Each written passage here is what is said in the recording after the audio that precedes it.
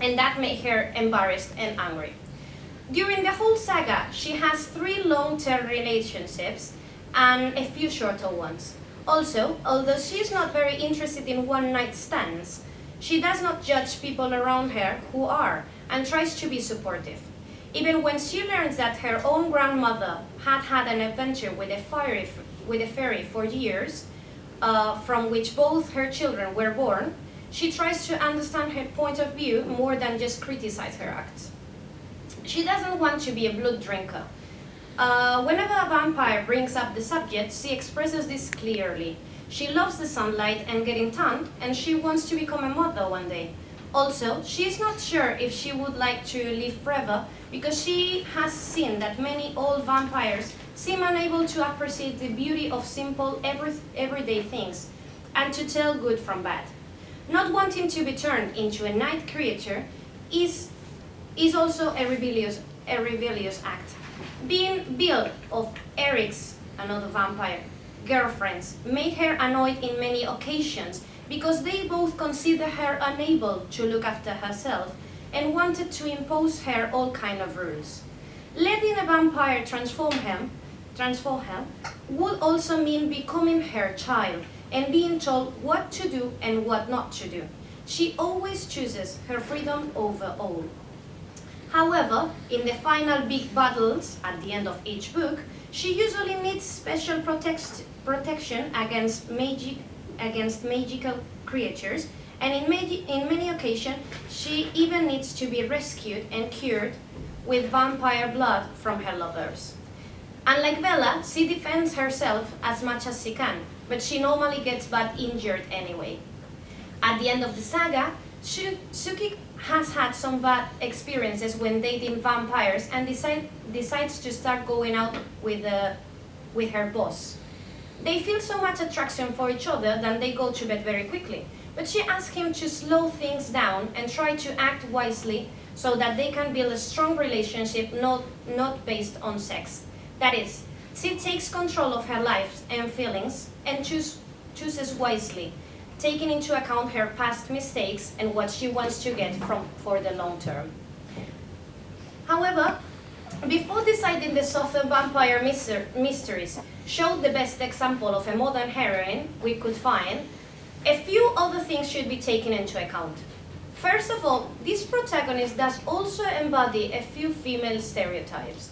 For example, when she feels sad, she usually eats sweets or fast food, buys something expensive for herself, or wears more makeup than regularly, which are some of the cliches I've mentioned before when describing Alice.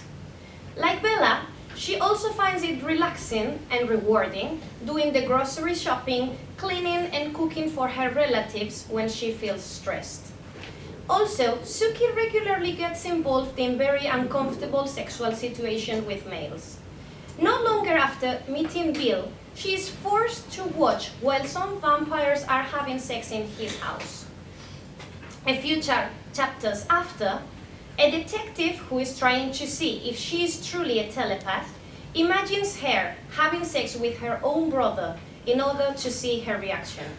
In another book, she is tortured by a couple, male and female evil fairies who are said to especially enjoy cutting pieces of the most tender parts of her body and biting and eating them.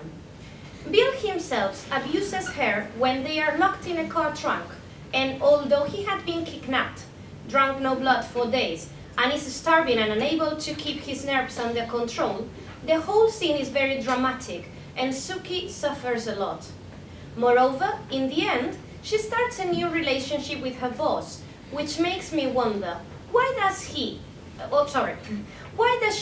just like Bella, jump from one man to another?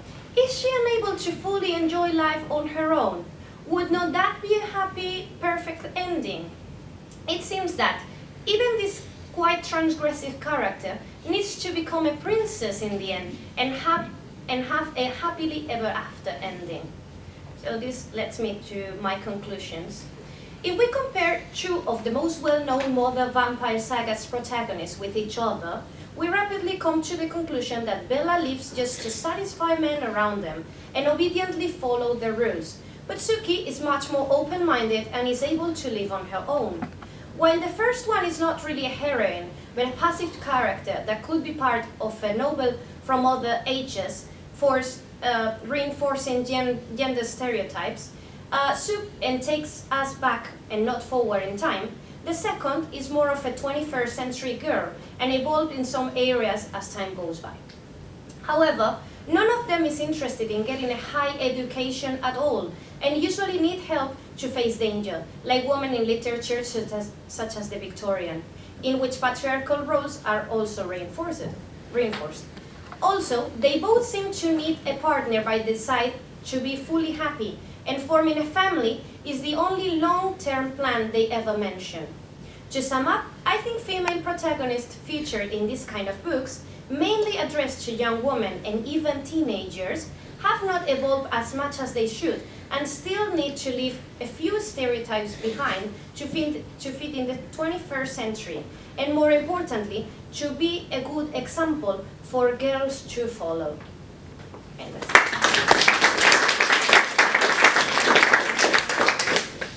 Well, thank you very much, all three of you. I know it's a cliche for people in the chair to say that that was a rich and varied panel, but by accident or design, it has been just that. And I'm sure the post-colonialists and the fantasticists you will agree. So I'm going to hand straight over to you, to the floor. Anyone who has any burning question that you'd like to present to anyone or all of our, and hand goes up. Hi, yeah, thank you so much to everyone. Question to the third presenter. I was just curious, the two different novels you presented were kind of binary opposites. You had the traditional role of the woman and then a much more, I'm going to say liberal feminist stereotype, even though, as you said, there was things you would like for her to be left behind. But they were very hard and rigid categories. And I was just wondering if all of the contemporary vampire novels you've read, because I haven't read very many, fall into those two categories? Is it either the traditional regressive or the attempting to be progressive, or is there any middle ground in what writers are trying to do? Does that question make sense? I'm just curious about the categories. Yeah, it does. So, most of the vampire sagas that we find nowadays are not regressive at all. They all try to be like very feministic. And I'm studying another example, which is a saga called Chicagoland, and the protagonist is studying a PhD in English, and she lives on her own. And I mean, what I usually find is girls trying to live on her own and trying to get studies or being happy with their jobs if they don't want to study. However, like in Suki's case, when they become vampires, or when they start dating vampires, or when they get into all this magical stuff, they tend to go backwards instead of forward, and they leave their studies, or they start concentrating on getting a vampire boyfriend. That's what I find, and it's a bit sad. So can I just follow up on that? Are you saying that the interaction with a magical character is usually the moment in the novel where a passage is made to a more regressive a magical character, or this whole world in which they usually find somebody they love very much. Okay. Interesting. Cool, thank you. Keith. Yeah, if I can also address a question to Alba. Well, it's more of a suggestion than anything else. I was wondering if you are aware of John Ajvide Lindqvist's novel Let the Right One In.